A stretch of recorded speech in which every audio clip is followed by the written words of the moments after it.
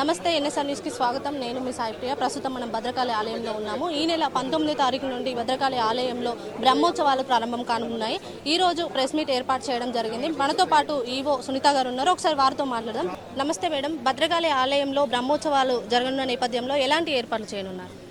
భద్రకాళి దేవస్థానం నందు 19th నుంచి 30th వరకు కళ్యాణ బ్రహ్మోత్సవాలు జరగనున్నాయి. ఈ ఉత్సవాలకు రాష్ట్రం నుంచి నలుమూలల నుంచి కూడాను భక్తులు అధిక సంఖ్యలో వస్తారు కాబట్టి ఈ వేసవి అన్నిటిని కూడా దృష్టిలో పెట్టుకొని భక్తుల కొరకు ప్రత్యేకంగా చలో పందిళ్ళు, అదేవిధంగా మంచినీటి సదుపాయాన్ని దాతల సహకారంతో మజ్జిగ ప్యాకెట్స్ కూడాను అందుబాటులోకి తీసుకురావడం జరుగుతుందండి. ఈ 10 రోజులు మనకి అన్నదాన కార్యక్రమాలు, ప్రసాద వితరణ కార్యక్రమాలు కూడా ఉంటాయి.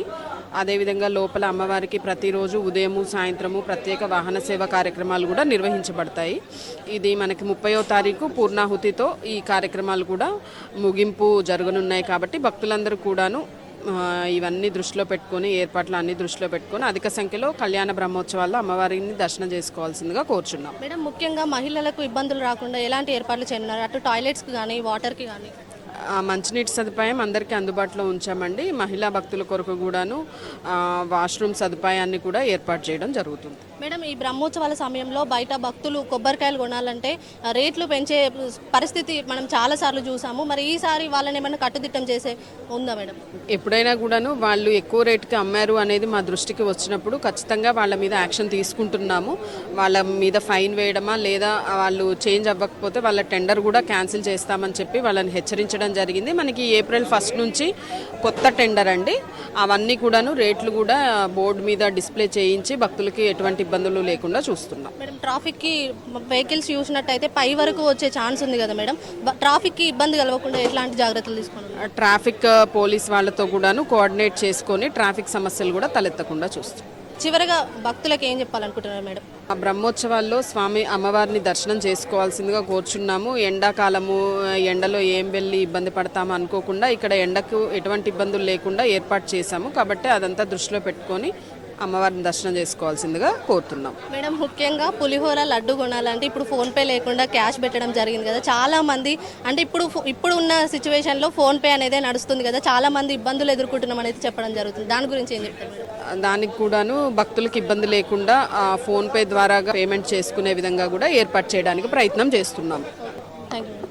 మరి చూశారు కదా, భక్తులకు ఎలాంటి ఇబ్బంది కలగకుండా భద్రకాళి ఆలయంలో బ్రహ్మోత్సవాల సమయంలో తగిన ఏర్పాట్లు చేస్తున్నామని ఈవో గారు చెప్పడం జరుగుతుంది. ప్రస్తుతం మనతో పాటు ధర్మకర్తలు ఉన్నారు. ఒకసారి వారితో మాట్లాడదాం. సార్ నమస్తే. మేడం నమస్కారం. మేడం, ఎట్లాంటి ఏర్పాట్లు చేయనున్నారు సార్ బ్రహ్మోత్సవాల సమయంలో? ఈసారి ఈ నెల 19వ తారీఖు నుంచి 30వ తారీఖు వరకు జరిగే భద్రకాళి బ్రహ్మోత్సవాలకు కన్నీవిరిని ఎరగని రీతిలో గౌరవ ఈవో గారి ఆదేశాల మేరకు మరియు దాతల సహకారంతో అన్ని విధాలుగా ఏర్పాట్లు చేయడం జరుగుతుంది. క్యూ లైన్స్ కానీ బ్యారిగేడ్స్ కానీ భక్తులకు తీవ్ర ఎండలు దృష్టిలో పెట్టుకొని చల్వ బందీర్లు మరియు ఒక 10 లక్షలతోటి పర్షియన్ టెంట్స్ కూడా వేయడం జరిగింది. అలాగే భక్తులకు ప్రతి ఒక్క చోట దేవాలయంలో ఒక 5-6 వాటర్ స్టాల్స్, ఉదయము సాయంత్రము మజ్జిగ కూడా ఏర్పాటు చేసే విధంగా అడుగులు చేస్తున్నాం.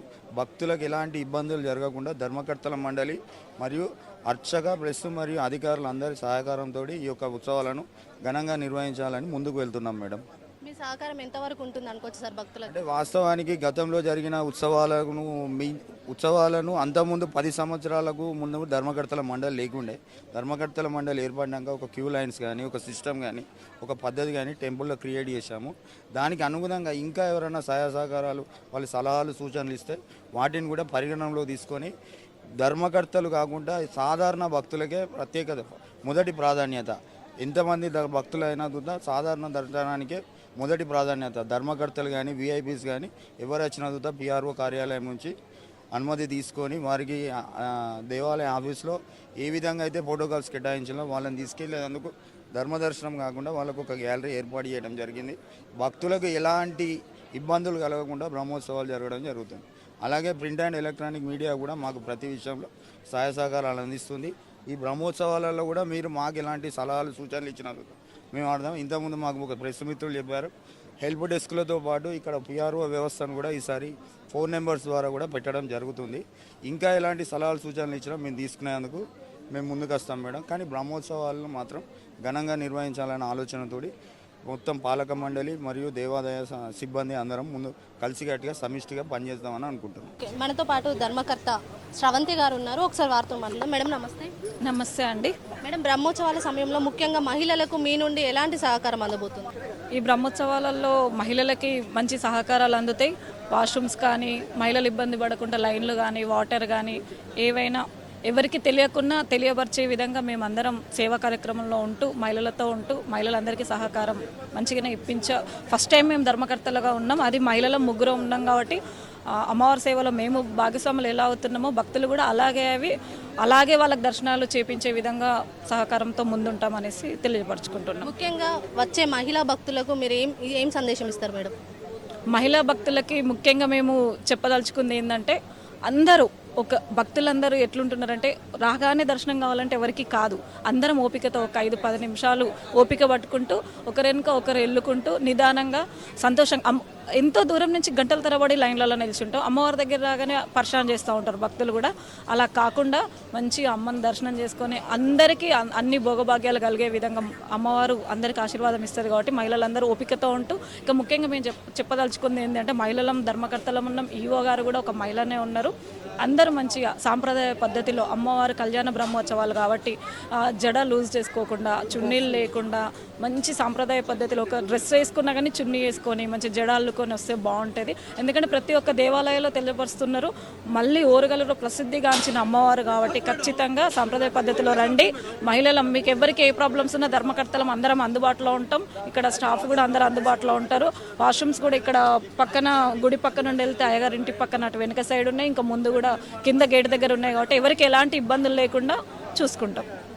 అందరం ఒకే పద్ధతి అంటే మా పూర్ణ గారు చెప్పారు కదా, అదే పద్ధతిలో మేము ఈ 9 రోజుల కార్యక్రమాన్ని విజయవంతం చేయడానికి మా పూర్తి స్థాయిలో మా టైం అంతా ఇక్కడనే పెట్టి పనిచేస్తాము. భక్తులకు తాగునీటి విషయంలో కానీ ఈ వాసవి క్లబ్ వాళ్ళతో సంప్రదించడం జరిగింది. వాసవి క్లబ్ వాళ్ళతో ఒక రోజుకు ఒక 1000 మందికి మజ్జిగ పంపిణీ చేయాలని వాళ్ళతో మాట్లాడడం జరిగింది. వారు ఈరోజు మాకు చెప్తా అన్నారు, ఒక వెనక వాళ్ళు అంటే 100% పోస్తారు. రోజుకు ఒక 1000 మందికి ఉదయం 11 గంటల నుంచి 1 గంట మటుకు మజ్జిగ కూడా పంపిణీ కార్యక్రమం ఉంటుంది. అందరికీ కూడా భోజనం ఏర్పాటు చేయడం, శానిటేషన్ విషయంలో కానీ మిగతా విషయంలో కానీ అన్ని విధాల భక్తులకు ఎటువంటి ఇబ్బంది జరగకుండా మేము పూర్తి స్థాయిలో పనిచేస్తామని తెలియజేస్తున్నాం. మనం చూసుకున్నట్టయితే ఆలయం లోపల రిపోర్ట్లు పట్టుకొని అంటే మాకు డబ్బులు కావాలని అడిగే వాళ్ళు ఎక్కువ వాళ్ళ గురించి కూడా చాలా కంప్లైంట్స్ వస్తున్నాయి. మరి వాళ్ళ ఎంతవరకు రానియకుండా ఉండగలుగుతారు సార్? మేము ఆల్రెడీ వాళ్ళని ఇంతవరకు అంటే వారం రోజుల క్రితమే మట్టేవాడ పోలీస్ స్టేషన్కి వాళ్ళ మీద ఇన్ఫార్మ్ చేసినాం. వాళ్ళు తీసుకెళ్లారు మట్టేవాడ పోలీసులు. తీసుకుపోయినాక వాళ్ళని అంటే మీరు వాళ్ళ లేడీస్ కాబట్టి వాళ్ళని ఏమని లేకుండా 2-3 సార్లు కౌన్సిలింగ్ ఇచ్చి పంపించారు. మళ్ళీ వస్తున్నారు. వాళ్ళ పట్ల మీరు చెప్పారు కాబట్టి మేము తప్పకుండా మళ్ళీ చర్య తీసుకొని మా మనసులో పెట్టి వాళ్ళని కిందికి వెళ్ళబడతాం. అటువంటి ఏం జరగదు. వాళ్ళు చాలా రోజులు బట్టి ఉన్నారు. మీరు చెప్పింది 100% కరెక్ట్. వాళ్ళని 2-3 సార్లు మేము నియంత్రించినాం, మళ్ళీ వస్తున్నారు. కాకపోతే జెంట్స్ అయితేనో ఏమన్నా అనేవాళ్ళం, లేడీస్ కాబట్టి మేము ఏమీ లేకపోతున్నాం. ఈసారి వాళ్ళని కూడా పైకి రాకుండా మేము చూసుకుంటాం తప్పకుండా. అలా ఇంతకుముందు జరిగిన మీడియా సమావేశాలు కానీ ఇంతకుముందు ఇట్లాంటి ఉత్సవాలు జరిగిన టైంలో దేవాలయంలో భక్తులతో సమానంగా కుక్కలు కానీ కోతులు కానీ ఉన్నాయి. మీరు గమనించండి, ఇప్పుడు మీరు 2-3 గంటల నుంచి ఇక్కడ ఉన్నారు, కుక్క లేదు కోతు లేదు. ఎందుకంటే ఈ ధర్మకర్తలు మున్సిపాలిటీకి తెల్లారు లేస్తే దేవాలయం కాదు భక్తులది కూడా ముఖ్యమైన అంశంగా భావించి పొద్దున 6 గంటల నుంచి వెళ్ళి మున్సిపాలిటీలో ఉండి కుక్కలు భూములు వేయించి అన్ని పంపించి వాటిని కూడా అడవుల ప్రాంతం చేర్చి వాటి కూడా ఇబ్బంది కావద్దు, భక్తులకు ఇబ్బంది కావద్దని తెలియజేసుకున్నాం. ఇంకా చెప్పాలంటే మేము వచ్చిన తర్వాత పెన్నా సిమెంట్ అధినేత సుమారు 6 కోట్ల రూపాయలతోనే అమ్మవారికి ఆభరణాలు ప్రతాప్ రెడ్డి గారు అలంకారు మా ఈవో గారి సహకారంతో చేయించారు. ఇంకా ముందు కూడా దేవాలయాన్ని మంచిగా అభివృద్ధి తీయడానికి మార్గంలో తీసుకెళ్తామని పాటిస్తున్నాం. మీరు ఒక విషయం గమనించండి, గత 2 నెలల క్రితము గౌరవ ఈవో గారు ట్రస్ట్ బోర్డు మెంబర్స్ అందరినీ తీసుకెళ్లారు. అమ్మవారికి ఎదురుగా ఏ ఒక్క భక్తుడు వెళ్ళొద్దనే ఆలోచనతోటి ఎవరైనా ఈ దర్శనం గుండానే వెళ్ళాలి. అది ఇమ్మీడియట్లీ మా ధర్మకర్తల మండలి కానీ విఐపీస్ కానీ ఎవరైనా అమ్మవారికి ఎదురు వెళ్ళాలనేది ఈవో గారు అది మొత్తం నియంత్రించిళ్ళు. ఒకవేళ అలా వెళ్ళిన వారి మీద కఠినమైన చర్యలు, అది సిబ్బంది కానీ మా ధర్మకర్తలు కానీ ఎవరైనా చూతా అమ్మవారికి ఎదురు వెళ్ళి దర్శనం చేయించడం నిషేధం. ఎంత పెద్ద విఐపి అయినా ఎవరైనా వారైనా వాళ్ళకు క్యూ లైన్స్ నిర్ణయించడం దాని ప్రకారమే వెళ్ళాలి. అమ్మవారికి ఎదురుగా వెళ్ళి ఎవరు దర్శనాలు మొత్తం కట్టడి చేసినాం మేడం. ఈ విషయాన్ని మీరు ఒకసారి పరిగణనలోకి తీసుకోండి. చూసారు కదా, ధర్మకర్తలతో మాట్లాడడం జరిగింది. ధర్మకర్తలు అందరూ ఐక్యంగా ఉండి బ్రహ్మోత్సవాలకు సంబంధించి ఘనంగా ఏర్పాట్లు చేశామని చెప్తున్నారు. కెమెరా పర్సన్ సంతోషితో సాయిప్రియ, NSR న్యూస్, వరంగల్.